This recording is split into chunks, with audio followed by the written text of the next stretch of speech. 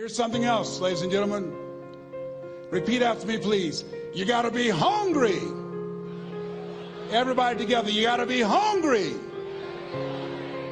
I'll never forget Mr. Washington said, Mr. Brown, yes, sir. What do you want to do with your life, young man? I said, sir, I want to be a disc jockey. He said, Mr. Brown? I said, yes, sir. He said, you got to be hungry. I said, what do you mean by that? He said, people that are hungry are willing to do the things today others won't do in order to have the things tomorrow others won't have. People that are hungry are willing to invest in themselves. People that are hungry will go to seminars and workshops. People that are hungry are always searching, always seeking higher ground. So how do you want to make it? I said, I want to be a disc jockey. He says, good. Here's what to do. He said, I want you to read 10 to 15 pages of something positive every day. He said, you don't get in life what you want, you get in life what you are. You must program yourself to success. He said, I want you to listen to Earl Nightingale and Zig Ziglar. Listen, faith comes by hearing and hearing and hearing. He said, I want you to change your relationships. And I don't want you to ever lose your hunger. I said, what do you mean by that? He said, people that are hungry are unstoppable. People that are hungry are no matter what people. They make it happen no matter what. He said, I want you to listen to Paul Harvey. Who is he? He's the world's greatest communicator. Success leaves clues, young man. Always listen and follow people who are doing what it is you want to do at the level you want to do it and learn from them. I told T. Hobb when we were standing by the stage, I said, hey man, I want to work more with you. I want you to coach me. I want to learn from you. See, I found you're never too old to learn and you're never too young to teach. Always have a thirst for learning. So I listened to Paul Harvey every day on the radio. While in school, I would go out and listen in his car. He gave me his keys. I was working to develop myself. And I continued to listen to motivational messages, and he would take me to see the late Dr. Norman Vincent Peale, who wrote the book, The Power of Positive Thinking. I toured with him before he passed. You have something special. You have greatness within you. Don't allow your circumstances to determine who you are. Don't allow your negative thoughts to hold you back. You have something special. You can do more than you can ever begin to imagine. Dr. Peale was an incredible man. I admired him when he spoke. He gave me goosebumps. I can feel him in my heart. And I never forget, we were coming back to the school, and Mr. Washington said, Mr. Brown, yes, sir. When Dr. Peale spoke, you didn't move. When he spoke, you were hanging on every word. When he spoke, we didn't have to tell you to sit down and be quiet. Why? I said, sir, I could feel him when he talked. I felt like he was talking to me, sir. He said, he was. I said, but he doesn't know me, but he was speaking to you. Did you feel him in your heart? I said, yes, sir. He said, most people feel him in their head. If you felt him in your heart, he said, listen to him, son. Follow him, learn from him. And I would go to seminars and workshops. Anywhere I would find where Dr. Peale was, I would be in the audience. I would drive 200 and 300 miles just to hear him speak. And my dream and vision was to share the stage with him. I thought about it. What is your goal? What is your vision? I want you to hold it in mind. There's some power in that. Because when I became involved in speaking, I never forget, I got a call from Og Mandino, who wrote the book, The Greatest Salesman in the World. He said, Les, I'm stuck in Philadelphia. I need to be in Kankakee. Dr. Norman Vincent Peale is appearing. I can't make it. I heard you're in Chicago. I said, yes, I am. Can you go and open for me? I said, yes, man. Oh, my God. Dr. Peale, I said, yes, I'd love to do it. And I went there and I came. I said, hi, I'm Les Brown. He said, you're not the band of renown? I said, no, I'm Mrs. Mamie Brown's baby boy. I'm here to speak. He said, come backstage. And his wife, Martha, was there. And she said, Papa, Les Brown is here, the speaker. And he said, Les Brown,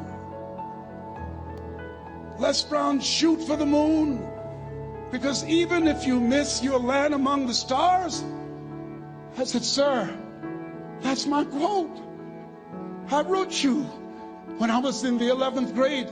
I was a part of a special education class project.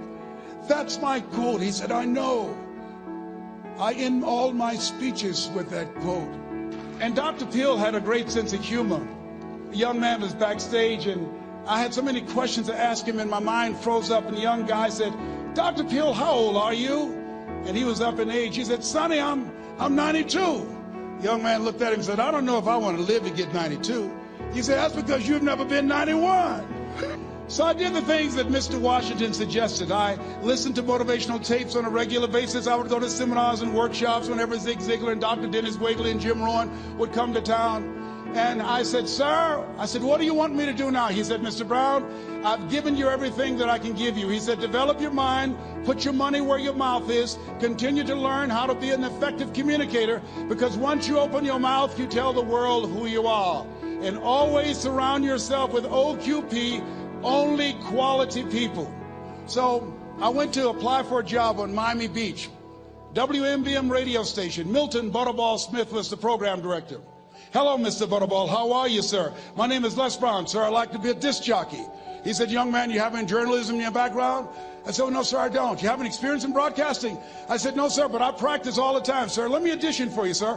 Let me show you how good I am. All I need is a shot, sir." He says, "No, we don't have any job for you." How many ever been rejected? Raise your hands, please. I was devastated. I went back and I told Mr. Washington, I said, "Mr. Washington," they said no. He said, "Don't take it personally. Most people are so negative, they have to say no 7 times before they say yes." He said, "You got to be hungry. Know your vitamin. Go back again." I said, "Yes, sir." "Hello, Mr. Butterball. How are you, sir? My name is Les Brown, sir. I like to be a disc jockey." "Young man, weren't you here yesterday?" "Yes, sir, I was." "Didn't I tell you no yesterday?" "Yes, sir, you did." "Then why are you back today?" "Well, sir, I didn't know whether or not somebody was laid off or somebody was fired, sir." "Nobody was laid off or fired. Now get on out of here." I came back the next day. "Hello, Mr. Butterball. How are you, sir? My name is Les Brown, sir. I like to be a disc jockey." "I know what your name is. Weren't you here the last 2 days?" "Yes, sir, I was." "Didn't I tell you no the last 2 days?" "Yes, sir, you did." "Why are you back?" "Oh, sir, I didn't know whether or not someone got sick or someone died, sir." "No one got sick or died. No one was laid off or fired. Now don't you come back here again."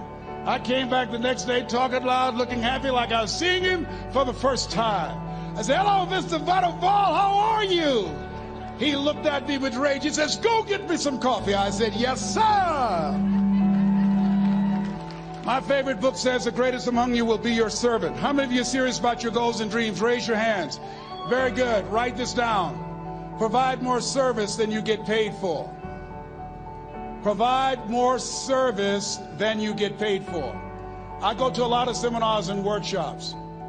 And one of the things I know about T. Harv Eckert, when I was sitting in the class with Robert Ruppel and all of the other presenters, they hold themselves to high standards, and they provide more information than anybody else in the industry, bar none. They hold nothing back because their commitment is for your success.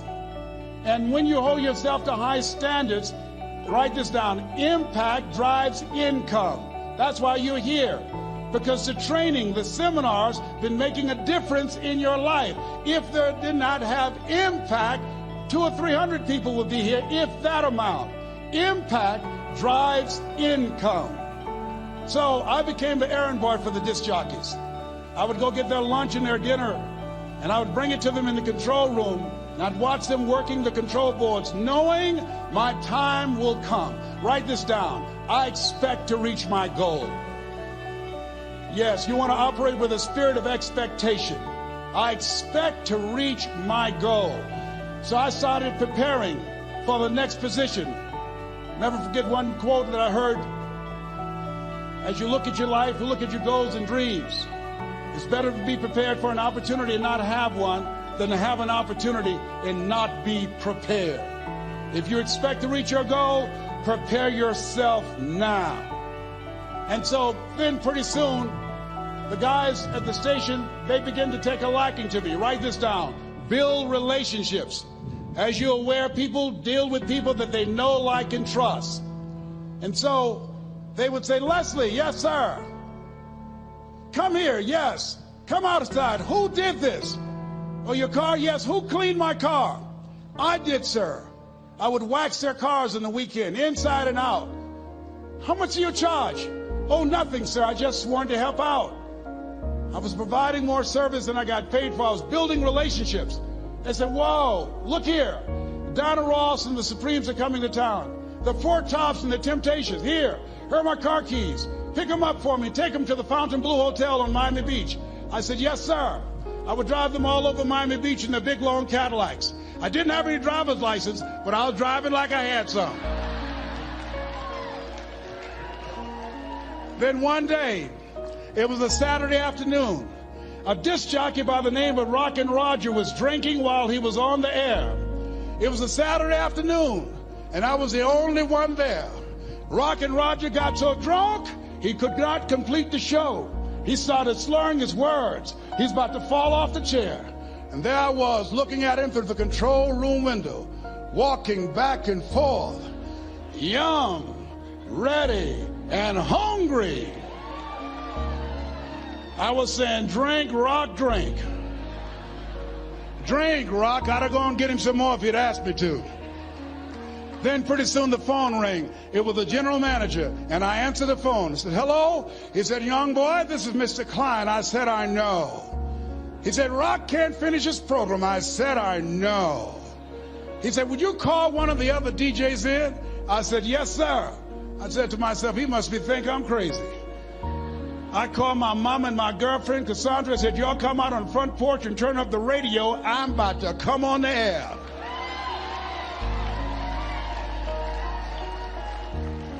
I waited for about 20 minutes, and I called him back.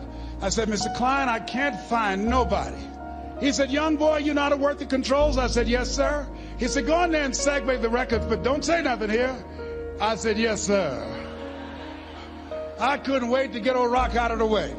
I put on a fast record. I said, look out, this is me, LB Triple P. Les Brown, your platter playing papa. There were none before me, and there will be none after me. Therefore, that makes me the one and only. Young and single, love Domingo, certified, bona fide, indubitably qualified to bring you satisfaction and a whole lot of action. Look out, baby, I'm your love man. I was hungry.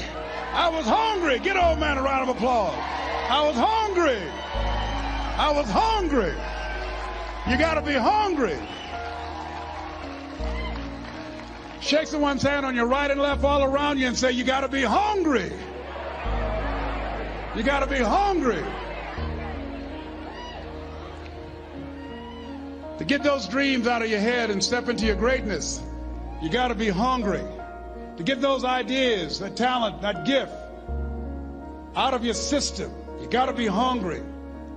To get up off the canvas of life and understand what Willie Jolly meant, that a setback is a setup for a comeback.